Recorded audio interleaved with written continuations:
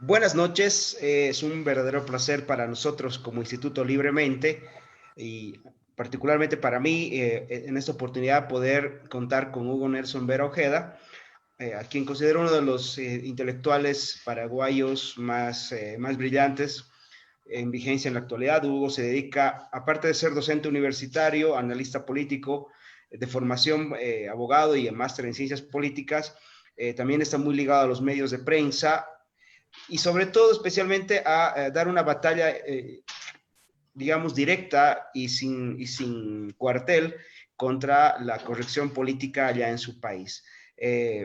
Hoy podremos hablar de un tema muy interesante que tiene que ver con las guerrillas sudamericanas.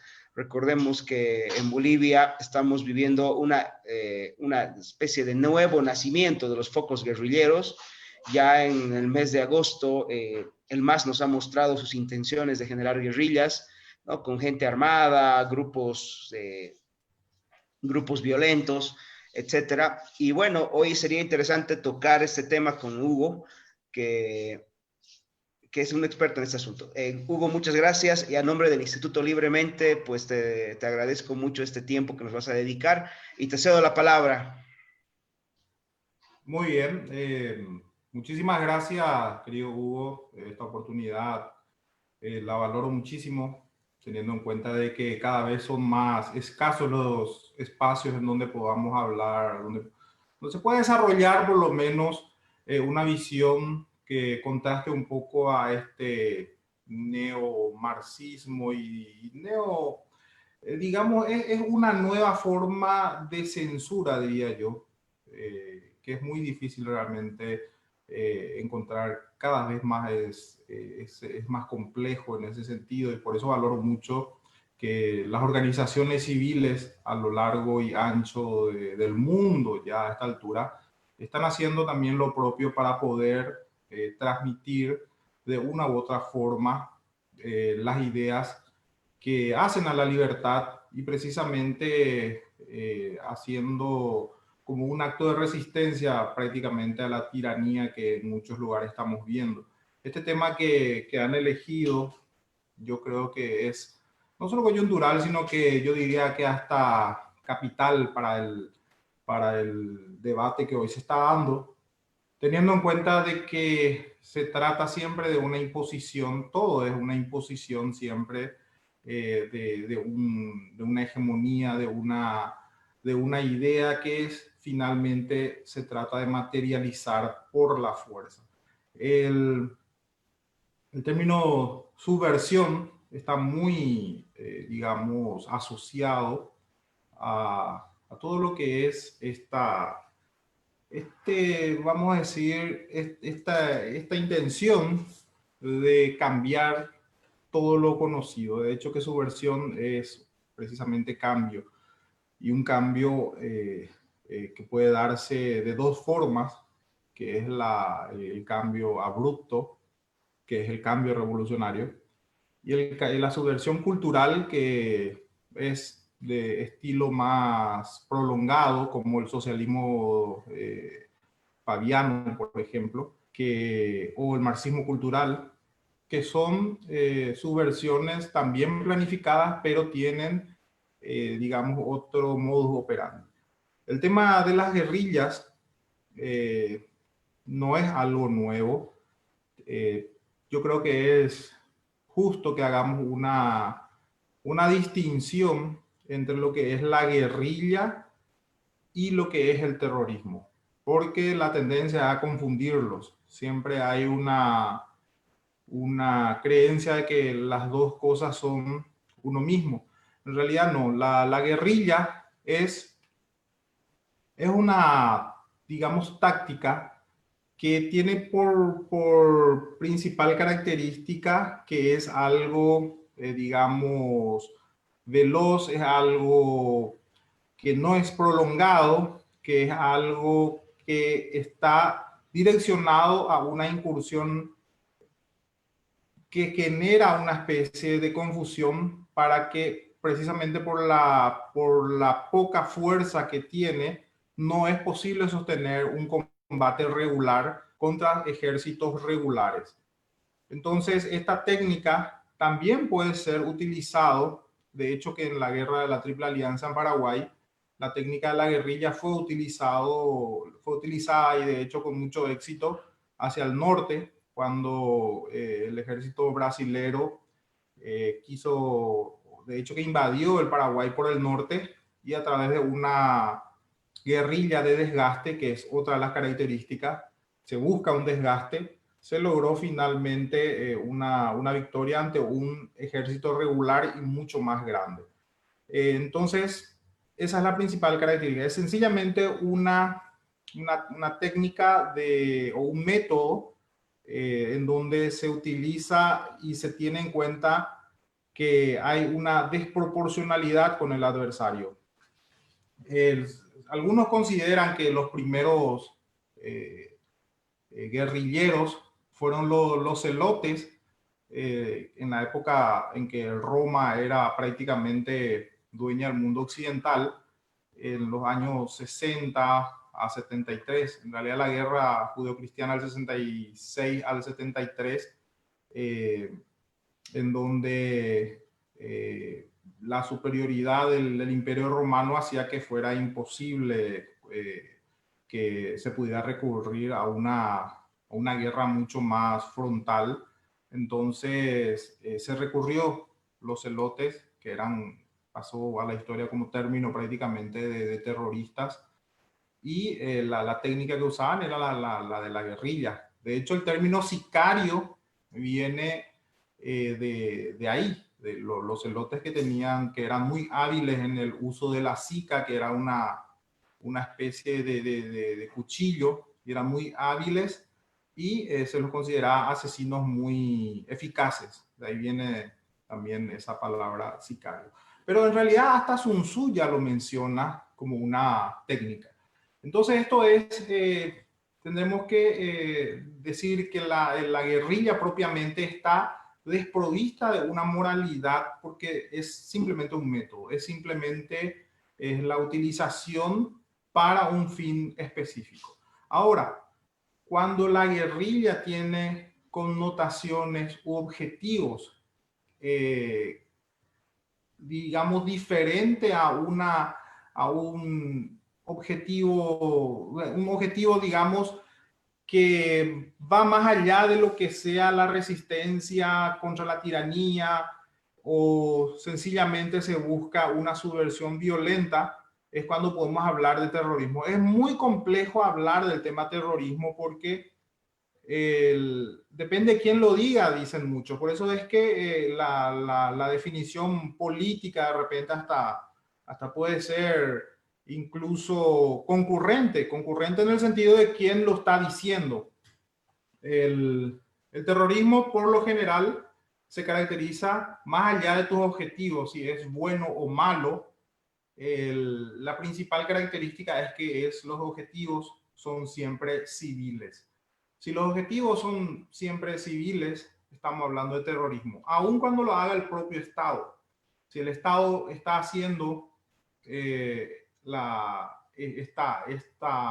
uso de fuerza hacia civiles, estamos hablando de un terrorismo de Estado.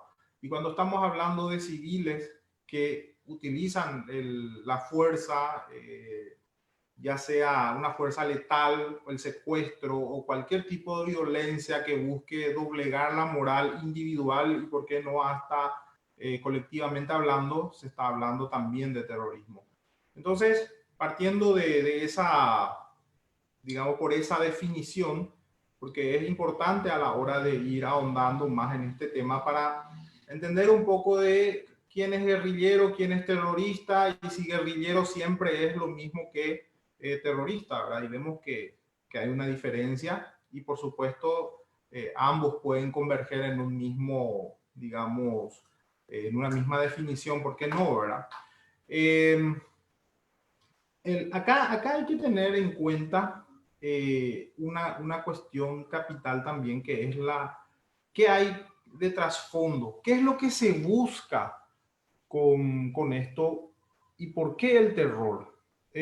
Podemos buscar varias definiciones y quizás algunos difieran un poco en este sentido, pero lo que sí todos coinciden es que esto tiene un efecto psicológico. El efecto psicológico del terror es precisamente buscar la paralización de las personas, de la sociedad, y prestar atención a algo en particular. El terror propiamente, si uno estudia hasta, si vamos a la psicología, es algo que a mí siempre me gusta hacer en los estudios comparativos, vemos que el pánico, generar pánico, terror, es una técnica que lo utilizan hasta los propios animales. El león cuando ruge con mucha fuerza es justamente para buscar paralizar a su víctima, generándole un desconcierto, un terror extremo, un pánico que no lo hace, que lo inutiliza, ¿verdad? Entonces, de cierta forma, hay un parecido en ese sentido en la utilización del terror. O sea, ¿para qué generar terror? Primero, para llamar la atención, para decir, aquí estoy y quiero dar un mensaje. ¿Cuál es mi mensaje? Por lo general, ningún terrorista quiere parecer como el malo de la película y utiliza la propaganda, que es uno de los brazos fundamentales del terrorismo. Y, por supuesto, hace una argumentación o presenta una argumentación social de que su causa supuestamente es justa. Pero analizar desde el punto de vista de que es justo o injusto no es lo más adecuado a la hora de analizar el terrorismo, sino que sus objetivos como individuos, a quienes va dirigido. Cuando las personas víctimas son civiles que no tienen nada que ver con el conflicto o con la disputa de intereses, estamos ya hablando directamente de terrorismo, sea el Estado o sea el sector civil, como dijimos, ¿verdad? Y la cuestión también de una subversión también es uno de los objetivos de la guerrilla, como dijimos al comienzo, y es buscar un nuevo orden. Ese nuevo orden es justamente propiciado por grupos de personas que evidentemente no están contentas, no están satisfechas con el status quo, o sea, con el orden imperante. Entonces, de alguna forma, al no tener ni la fuerza militar ni tener la fuerza democrática, entonces recurren a este tipo de actividades.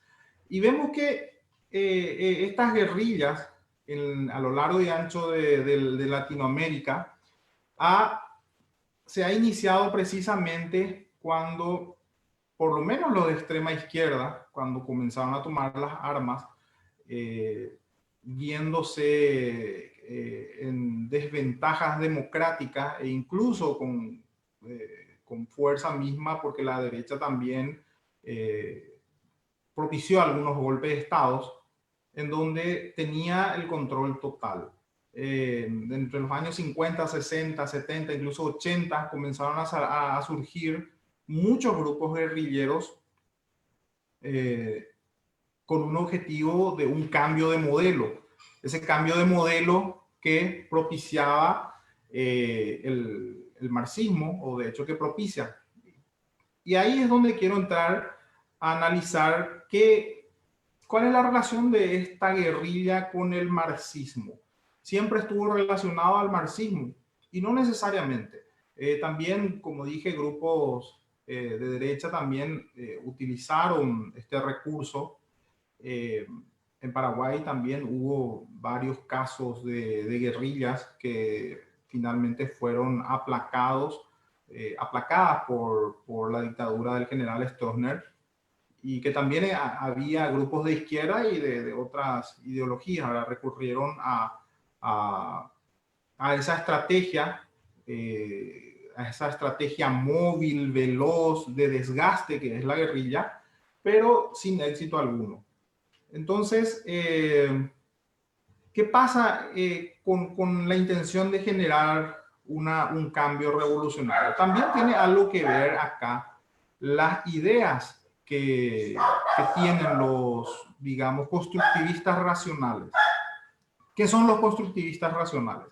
Son los que de alguna forma quieren diseñar una sociedad fuera de lo que es el orden espontáneo. El orden espontáneo es la sociedad que surge por una convención o como decían los romanos, por consueto, por costumbre, se van generando reglas de costumbre que son convencionales, o sea, de común acuerdo sin que alguien lo haya dibujado o planificado. Es el orden espontáneo. Sin embargo, estos constructivistas racionales que creen que pueden construir o planificar una sociedad desde el punto de vista de la razón, tienen objetivos también claramente de modificar o de un nuevo orden.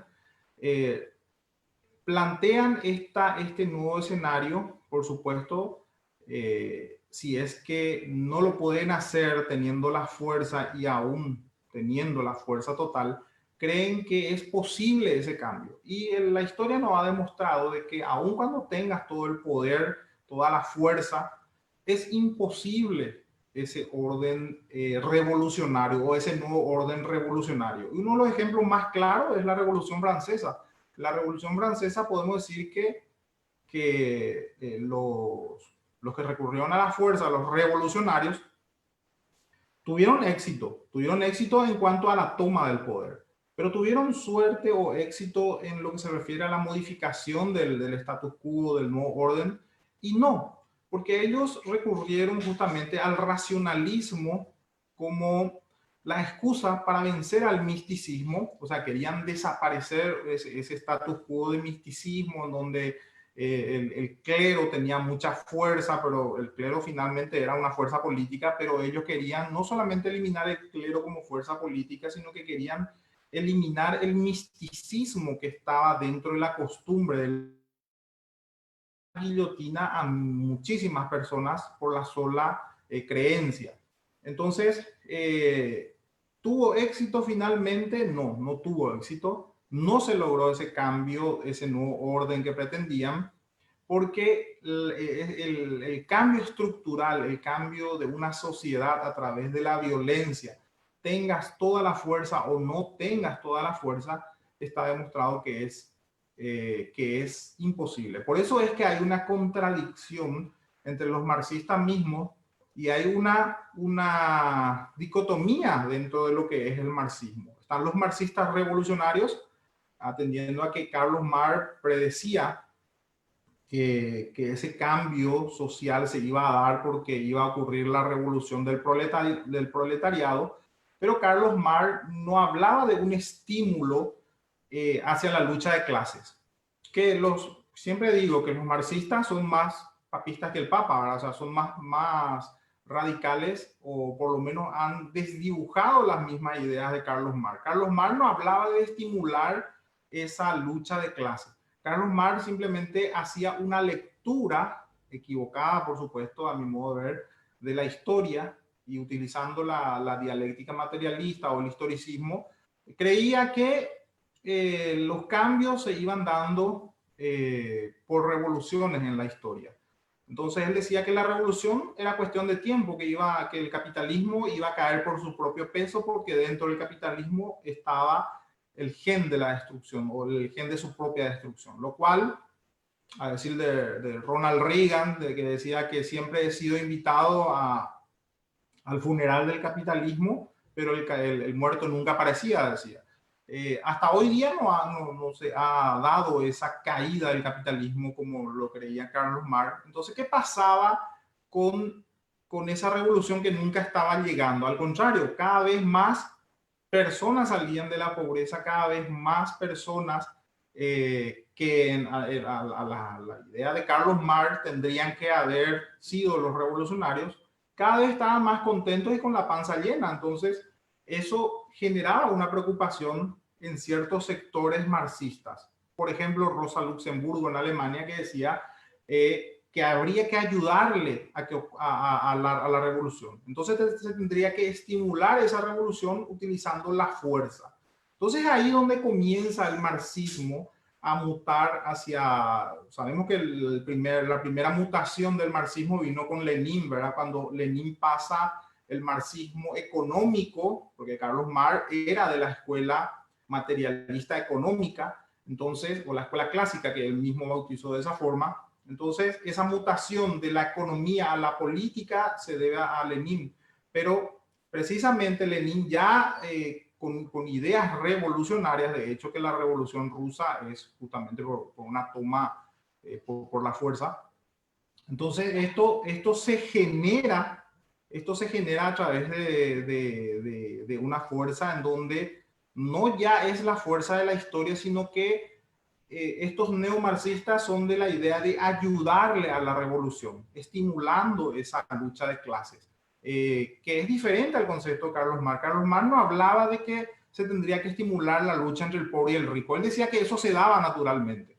Y entonces, ese cambio revolucionario que es en donde finalmente los guerrilleros se quedaron en ese concepto. O sea que si vemos el paso de la historia del marxismo, vemos un marxismo económico de Carlos Marx, un marxismo político de Lenin y un marxismo cultural que es la tercera fase con Gramsci y la escuela de Frankfurt. La escuela de Frankfurt, ustedes saben que fue financiada por Francis Whale, que precisamente creía que esa crítica por eso se llama también crítica, la escuela crítica del marxismo también se llama la escuela de Frankfurt, en donde justamente la crítica que hacían era esa, ¿verdad? Que la revolución tampoco era el camino, que el verdadero cambio se tendría que dar, o la verdadera subversión se tendría que dar en forma cultural, y a decir de los propios socialistas fabianos, que el socialismo fabiano se funda en 1884 con Sidney y Beatriz, estoy recordando el apellido, Wett, ¿qué es lo que fundan? El socialismo fabiano en honor a un general romano, Quinto Marcelo Fabio, si mal no recuerdo, que en las guerras púnicas había utilizado una estrategia de desgaste y a largo plazo. Entonces, los fabianos creían de cierta forma también en esa subversión cultural en forma paulatina, lenta, como después finalmente se convierte, y es lo que estamos viviendo hoy. Pero esta clase de marxistas, que son guerrilleros, que utilizan la fuerza, que utilizan el terror, pertenecen a una estirpe diferente a la que estamos acostumbrados ya en esta batalla cultural, lo que estamos todos los días hablando de Gramsci, de la escuela de Frankfurt, etc. ¿Por qué? Porque ellos están en ese intermedio, en el revolucionario. Porque ellos creen que la revolución, los cambios revolucionarios pueden darse. ¿Qué son los cambios revolucionarios? Los cambios drásticos. La revolución es acuñada, es un término acuñado por el positivismo que comienza a mezclar las ciencias naturales con las ciencias sociales, o de hecho que lo bautiza ciencias sociales al humanismo. Utiliza algunos conceptos físicos en materia de humanidades. Por ejemplo, revolución es un cambio físico que se da drásticamente. Por ejemplo, cuando ustedes aceleran el auto, las revoluciones, dice, suben drásticamente, ¿verdad? Entonces es una acuñación, vamos a decir, de cambios físicos aplicados a humanidades. Entonces la revolución es un cambio drástico que se tiene que dar a través de la fuerza, a través de un nuevo orden, un nuevo pacto. Entonces, ¿qué pasa con las guerrillas sudamericanas especialmente? Cuando en los años 50 comienza a haber especialmente esas consolidaciones de los gobiernos de derecha, comienzan a aparecer en distintos lugares estos movimientos, con la caída de Arbenz en Guatemala, comienza también a hacerse fuerte los distintos grupos guerrilleros. Entonces estos, utilizando toda la técnica conocida que es buscar los logros políticos, utilizando esta estrategia de guerrilla por desgaste, con blancos civiles. Al haber blancos civiles, automáticamente estas guerrillas se convierten en grupos terroristas. Más allá de que esté bien o esté mal sus objetivos, al haber blancos civiles, son terroristas directamente, utilizando, por supuesto, la técnica de la guerrilla. ¿Y dónde viene a haber un nuevo, digamos, un nuevo paradigma en materia revolucionaria para muchos?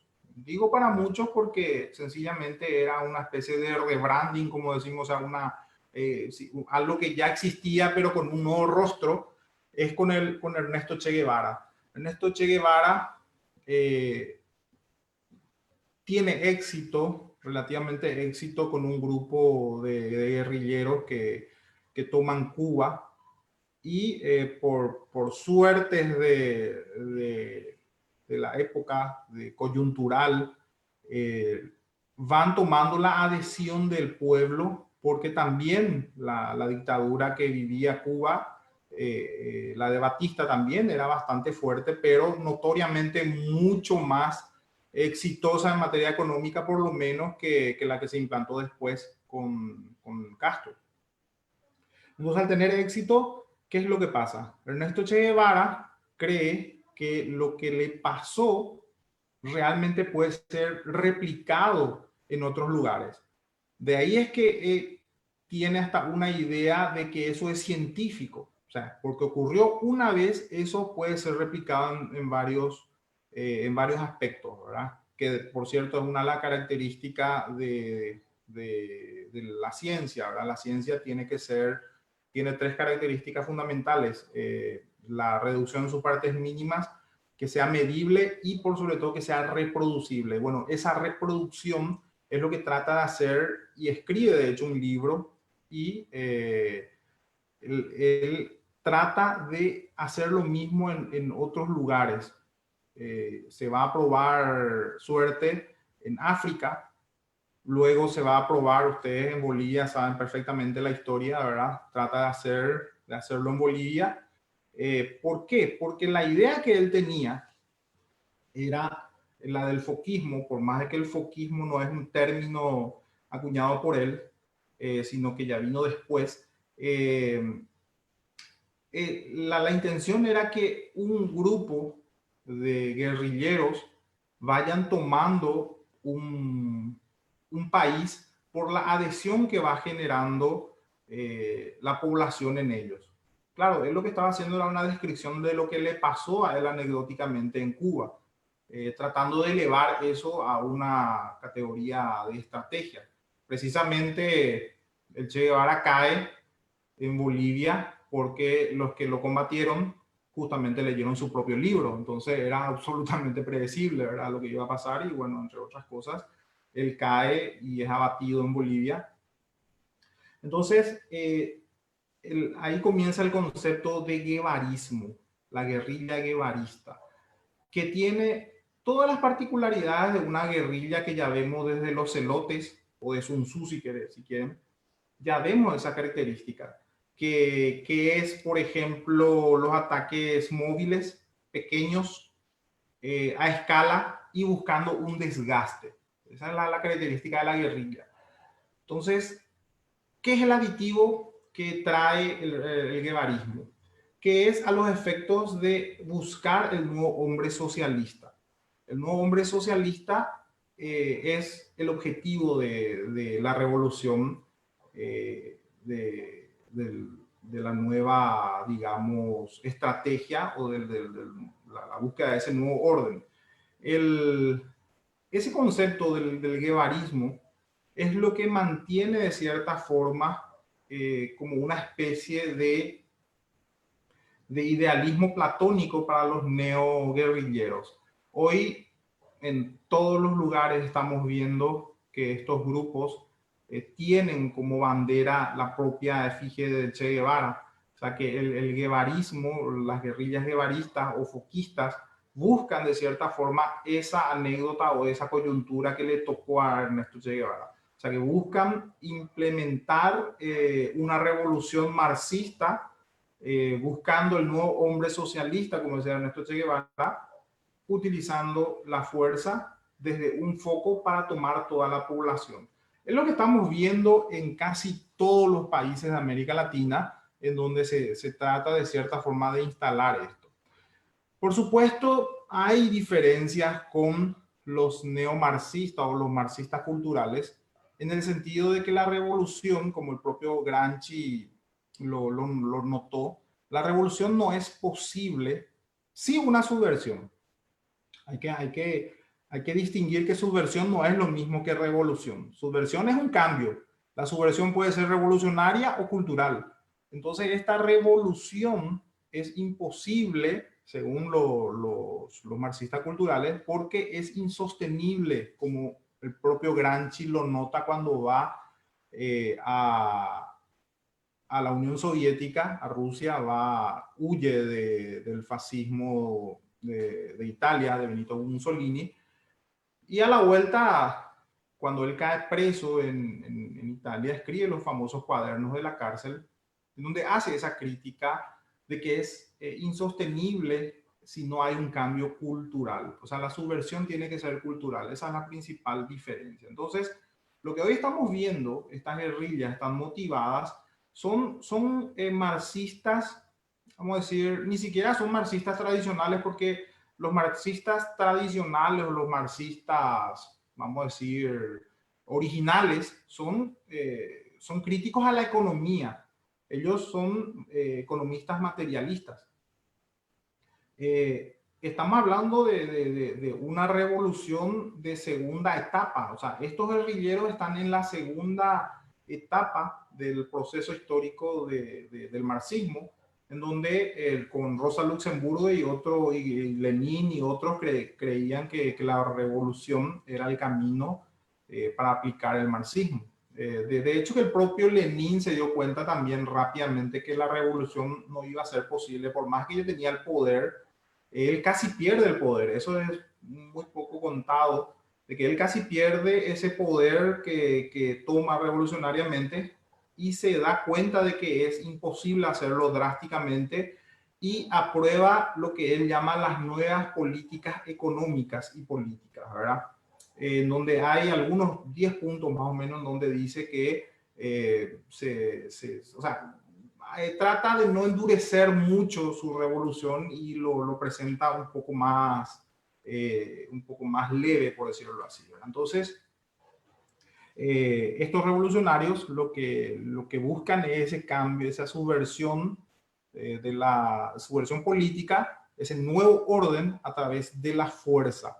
¿Y qué podemos decir de las guerrillas? Hoy día están sostenidas gracias a otro tipo de delitos también, incluido el tráfico de armas, de estupefacientes, la utilización de niños en el frente, que es otra forma también utilizada por varios terroristas, que esa utilización tiene que ver con lo que los romanos le llamaban aculturización, que es los romanos eran muy hábiles al momento de buscar ese cambio ideológico en los pueblos que conquistaban. Generalmente secuestraban a los niños de esos pueblos que ellos llamaban bárbaros, los llevaban a Roma, los metían al ejército, le hacían un lavado de cerebro y se volvían, o sea, toda la devoción hacia el imperio, hacia Roma, por supuesto, y ese proceso era llamado culturización. Es lo que se busca de cierta forma. De hecho, que es muy famoso el caso de un chico que fue secuestrado por los romanos en los pueblos germanos, en donde no recuerdo bien el nombre de este germano, pero el general que fue emboscado en los bosques de Teutoburgo, en lo que eran las provincias germánicas en Roma, era justamente un germano que fue aculturizado, pero le traiciona al imperio, a Augusto, y desaparecen nada más y nada menos que 6 legiones en los bosques de Teutoburgo, ¿verdad? Entonces ese proceso de aculturizar a esos niños es lo que le está moviendo a todas estas guerrillas. Lo secuestran, incluso en Colombia se ha visto en donde 400 niños o más son secuestrados y directamente llevados a los bosques para hacerle un lavado de cerebro y tratarlos directamente como terroristas, ¿verdad? Como guerrilleros. Eso también estamos viendo ahora en Paraguay. Lo introducen desde muy temprana edad al marxismo, a las guerrillas, y se los va convirtiendo en soldados con un cerebro ya sin una posibilidad de una regresión. Regresión se habla en términos, digamos, de la mente. Cuando la mente está totalmente colonizada por un proceso de fanatización, cuando se llega a un grado de disonancia cognitiva, cuando ya la realidad no te doblega, es cuando se tiene estos soldados totalmente o estos elementos para el terrorismo. Por eso es que en algunas culturas, por ejemplo, islámicas, vemos que son capaces de poner bombas, son capaces de inmolarse, son capaces de hacer cualquier tipo de cosas, porque el grado de colonización de la mente es muy alta. Es lo que finalmente se busca con estos niños, por eso es que desde muy tierna edad se los va metiendo en estos grupos, y finalmente el producto final es un soldado totalmente fiel a esa causa, totalmente fanatizado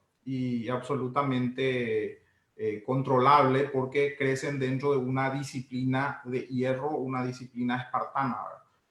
Y bueno, entonces, a grosso modo, hoy día, hablar de guerrillas, si bien antes de los periodos, vamos a decir, democráticos, y que hace 30 años vivimos un periodo democrático ya en toda América Latina, si bien había dictaduras hace 30 años, era esa la excusa para que existieran las guerrillas. Hoy día, habiendo democracia, técnicamente no tendrían razón estas guerrillas. Si el objetivo o la excusa de que surjan estas guerrillas era justamente por las dictaduras que había, hoy día todos los pueblos, en teoría, latinoamericanos, ya tienen un sistema, por lo menos en apariencias, democrático, lo que haría, lo que, digamos, haría deponer de las armas inmediatamente a todos los guerrilleros, pero no, está visto de que el objetivo no es justamente pelear en contra de una dictadura. El objetivo es un nuevo orden marxista. Y bueno, hasta aquí mi alocución. Por supuesto, si tienen algunas preguntas y yo puedo responderlas con mil gusto.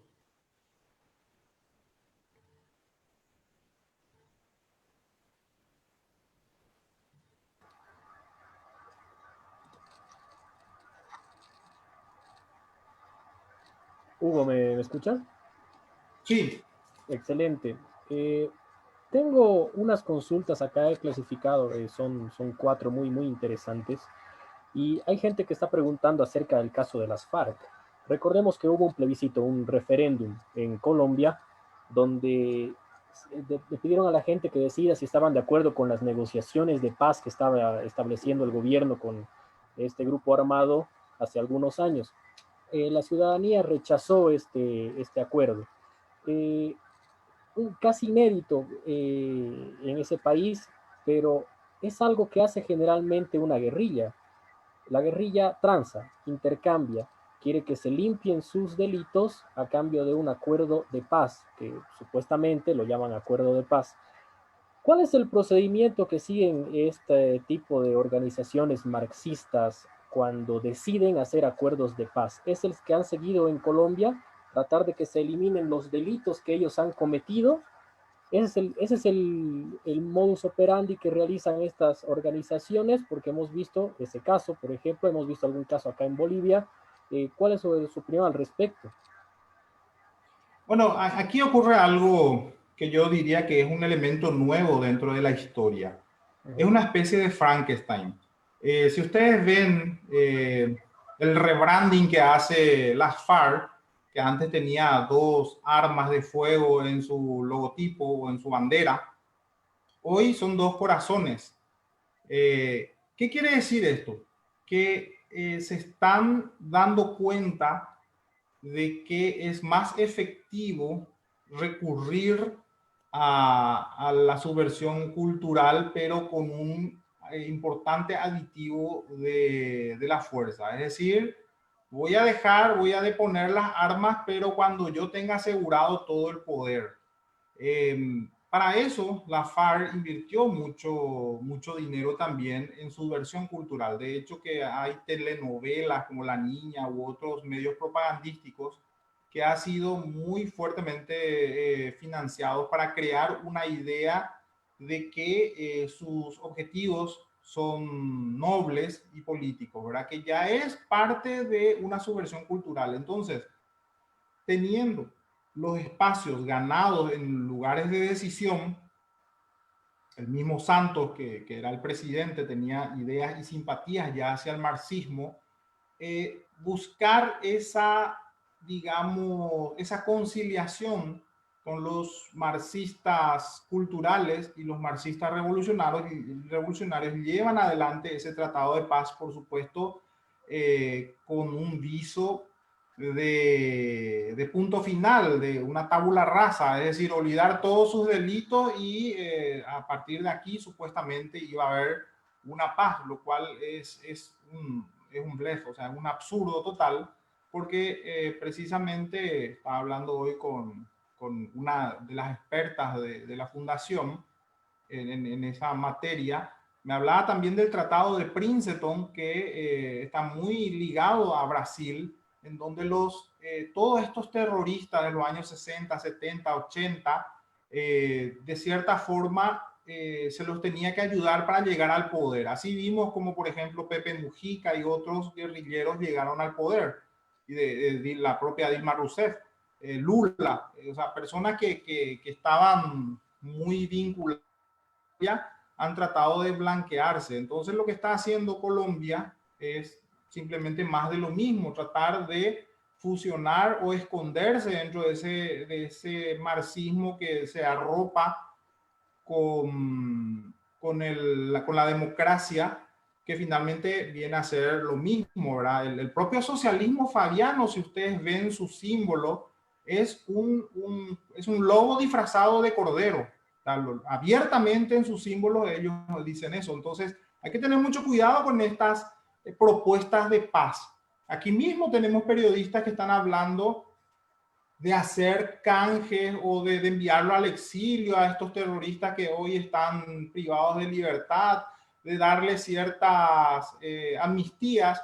Entonces, son estrategias de sus elementos que están diseminados dentro de los medios de comunicación, que están haciendo, por supuesto, loas a todo, o tratando de encubrir sus fechorías, tratando de poner un manto de oscuridad sobre todo lo que realmente son y presentarlos como lo que no son, corderos, ¿verdad? Entonces, la FARC es sencillamente eso, tratar de regularizarlos.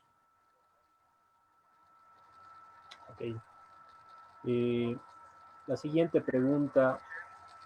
¿Existen guerrillas activas actualmente en nuestro continente? Obviamente estábamos hablando de las FARC, pero ¿qué es lo que sucede en la parte sur de la región, ¿no? En Paraguay, en Bolivia. ¿Cómo Sí. va el movimiento de ese tipo? ¿Cómo está en este momento?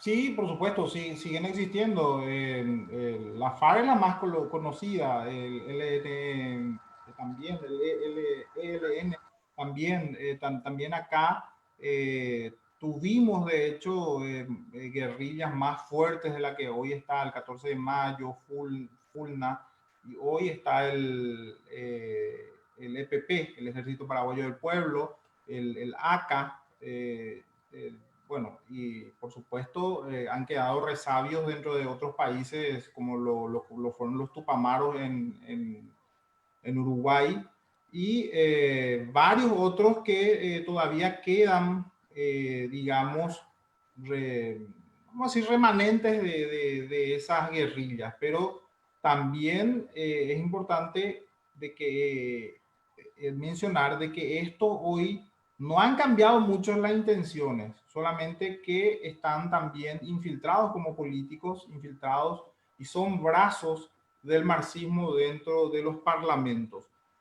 No han renunciado al marxismo revolucionario, de hecho que siempre lo están diciendo. El comunismo sencillamente se ha disfrazado y esa intención de esa subversión sigue siendo, subversión revolucionaria, sigue estando intacta, y las guerrillas están diseminadas por toda América Latina en mayor o menor medida. Son muchos los grupos todavía que están con esa... por supuesto, algunos dicen que ya lo ideológico es simplemente una excusa y que en realidad el objetivo es el tráfico de estupefacientes o el tráfico de armas o de trata de personas, ¿verdad? Que es otra cuestión que da para discutir, pero efectivamente bien que lo aprovechan, ¿verdad? Entonces, muchos dicen, no habría posibilidad en un status quo como el que tenemos, en donde supuestamente la Organización de Naciones Unidas se crea para evitar los conflictos en los países, que se le pueda dar, digamos, legalidad a cualquier gobierno de facto que venga a través de la fuerza, lo cual estamos viendo de que eso no es cierto. La FARC es un ejemplo. La FARC le han dado escaños en el Parlamento, y eso es un logro no por las urnas, eso es un logro directamente por una legalización que le da y lo refrenda la propia Organización de Naciones Unidas, o sea, la ONU. ¿Por qué? Porque la propia ONU está infestada de todos estos elementos marxistas que son simpatizantes a esas causas. Entonces, yo no confiaría ni un poco en todo lo que hoy día están pregonando como supuesta paz, ¿verdad? No creo en esa paz. Claro. Grupos subversivos que son financiados por alguien. Su opinión al respecto, sabemos que se autofinancian con actividades ilícitas, como lo habíamos comentado, trata y tráfico, narcotráfico y otras actividades ilícitas, pero alguien financia a estos grupos. ¿Quiénes son? ¿Es la izquierda que está en nuestro continente? ¿Quiénes están financiando estos grupos aún? Y ahí también le continúo con la siguiente pregunta, su opinión acerca de derechos humanos y cómo proceden para defender a este tipo de grupos subversivos. Sí, primero que nada, la financiación es algo que muchas veces uno hasta no querría creerlo. Pero esas financiaciones vienen no solamente de los secuestros, no solamente del narcotráfico, sino que de distintas formas. Por ejemplo, han diseñado un modelo para desangrar al propio Estado. Por ejemplo, la elevación a categoría de ciencia de las humanidades ha servido como excusa para desangrar al erario de los distintos países. Acá tenemos, por ejemplo, CONACYT, que financia directamente grupos de esta naturaleza. No lo dicen que es para el terrorismo, por supuesto, pero bien que toda su producción bibliográfica son para, de cierta forma, de una u otra forma, hacer propaganda a estos grupos, ¿verdad? Entonces la financiación no es solamente para comprar armas, es para comprar armas aún peor, ¿verdad? Que son la parte propagandística, libros, en el sentido de hacer propaganda a través de ello, apología de todo tipo de barbaridades que lo hacen abiertamente. Justamente los derechos humanos, o desde los juicios de Nuremberg, han criminalizado el nazismo en todo el mundo y está prohibido, lo cual no ocurre con el comunismo. Al contrario, está totalmente aprobado, totalmente legitimado y sigue siendo financiado por los propios estados. Todos los mandamientos marxistas son producidas abiertamente por el propio estado o los estados. Imagínense que los cuadernos de Gramsci es el libro de cabecera de la UNESCO. Ustedes lo pueden descargar. Entonces, imagínense que ocurriera lo mismo con Mi Lucha, por ejemplo, de Adolf Hitler. O sea, sería impensable, pero sí hay un dominio bibliográfico absoluto de todos estos grupos marxistas en todos los lugares. Hay una infiltración, pero terrible. Entonces, la financiación, cuando nosotros hablamos de grupos terroristas, solamente creemos que es para comprar una AK-47 o bombas o lo que fuere. En realidad, el brazo de la propaganda de las guerrillas es algo que hay que tenerlo en cuenta también. La propaganda, y que financian hasta pautan en televisión. O sea que, y ahí está el caso de Colombia, la telenovela esta, La Niña, ¿verdad? Entonces, tenemos diseminados por todas partes, y la guerra nunca es solamente lo que se ve. Como decía Bastiat, es lo que se ve y lo que no se ve.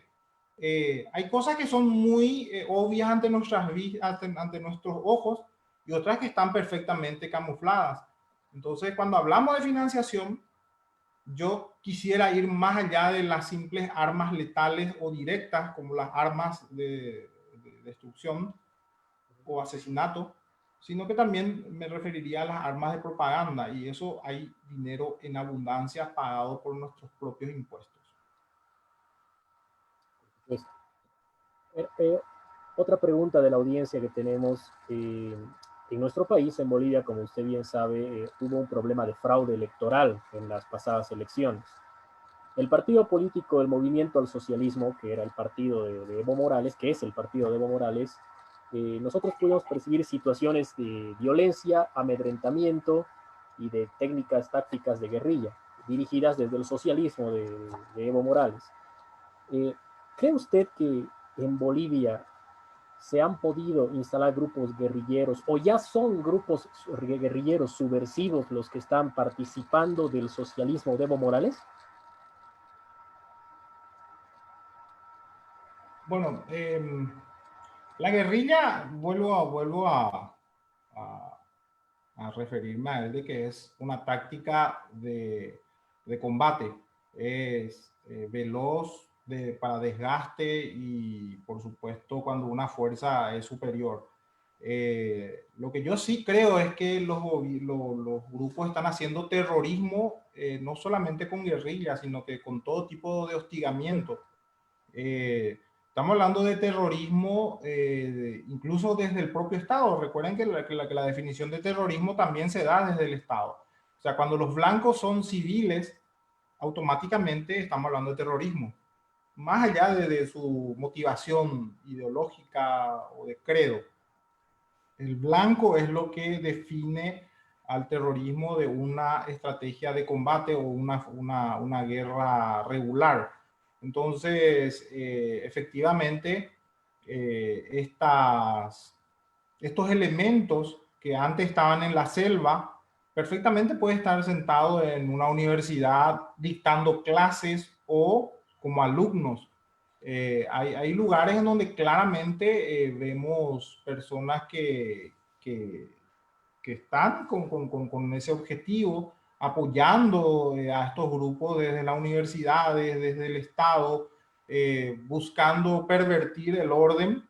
Y por supuesto, no dudaría que eso estuviera ocurriendo también en Bolivia. Eh, es algo que ningún país creo que va a poder estar a salvo. Imagínense que Chile era considerado uno de los más institucionalistas a nivel de América Latina, y de igual forma sufrió el embate brutal de estas hordas que claramente son terroristas, a pesar de que la prensa y todos los amigos que tienen por todas partes de estos grupos no lo querían calificar como tal. Al contrario, escondían, hablaban de luchas sociales, hablaban de criminalizar las luchas sociales y ese tipo de tonterías que nos tienen atosigados con toda esa retórica, ¿verdad? Sí. Tendencias para los siguientes años en cuanto al marxismo cultural, que lo hemos visto fortalecido en los últimos años nosotros, pero también hemos visto que ya ha comenzado a darse una respuesta de lo contrario, de la libertad. Entonces, ¿cuáles son las tendencias de este marxismo que ha tratado de dominar el continente? ¿Qué es lo que podemos ver de aquí a unos 5 a 10 años? Bueno, eh, es imposible hacer una lectura del tipo profético, ¿verdad? Sí se puede deducir leyendo algunos patrones de comportamientos y ni aún el futuro siempre va a ser impredecible. El transhumanismo es la nueva estrategia incluso las nuevas armas hoy son tecnológicas. Estamos hablando imagínense que la idea de la singularidad tecnológica, que es que las máquinas lleguen al grado de conciencia, es el último grito de la moda del constructivismo racional. Acuérdense que el constructivismo racional es el diseño de una sociedad desde el punto de vista de los planificadores. Entonces, imagínense teniendo toda esa tecnología a merced de los diseñadores sociales. Vamos a estar teniendo dinero plástico, incluso con microchip. Estamos hablando de que se prevé tener seres humanos con inteligencia tipo de cyborg, ¿verdad? Entonces, el nuevo panorama que se está viniendo es una avanzada forma de planificación, mucho más de lo que vimos en la historia misma de la humanidad.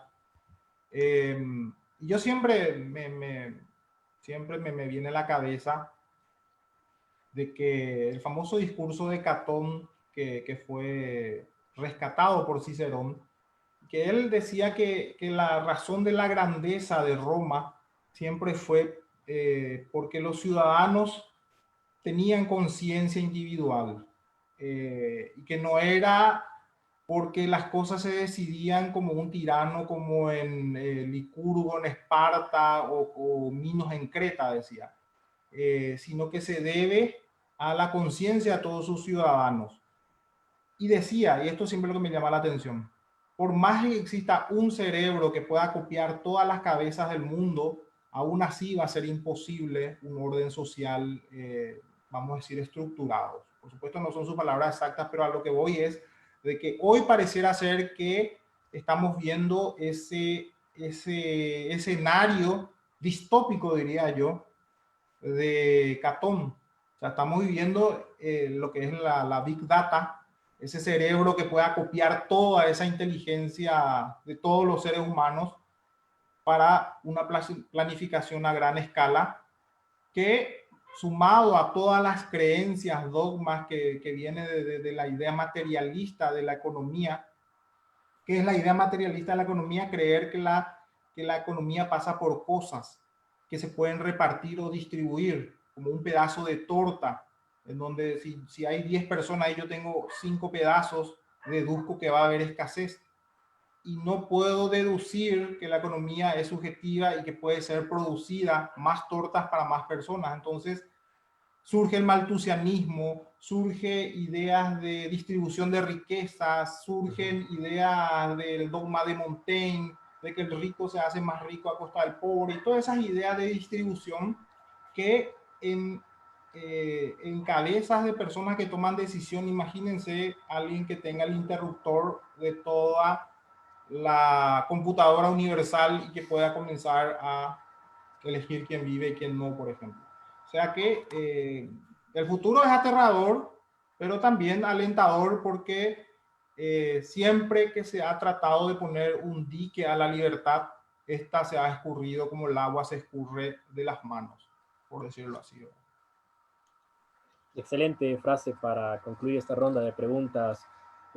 Voy a ceder la palabra a Hugo Valderrama. Muchísimas gracias, Hugo, por la gentileza de las respuestas a la pregunta de la audiencia, ¿no? Es un placer y, Hugo, por favor, adelante. Gracias. Un saludo fraterno de parte mía y de parte del Instituto Libremente, estimado Hugo. Espero que las cosas en Paraguay pronto mejoren.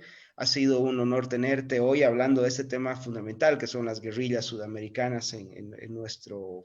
Básicamente estamos viviendo hoy una especie de nueva ola de ataques marxistas, muy parecido a lo que sucedió en los 70, grupos subversivos por todo lado, etcétera. Y hoy, pues además llenos de una gran propaganda a través de universidades, colegios y medios de prensa. Hugo, te agradezco en nombre de Libremente, un abrazo muy grande hasta Asunción y esperemos que no sea la última y pues un placer tenerte. Gracias, Hugo. Al contrario, muchas gracias y a las órdenes. Muchas gracias a todos, buenas noches y síganos en la página de Libremente en Facebook. Buenas noches.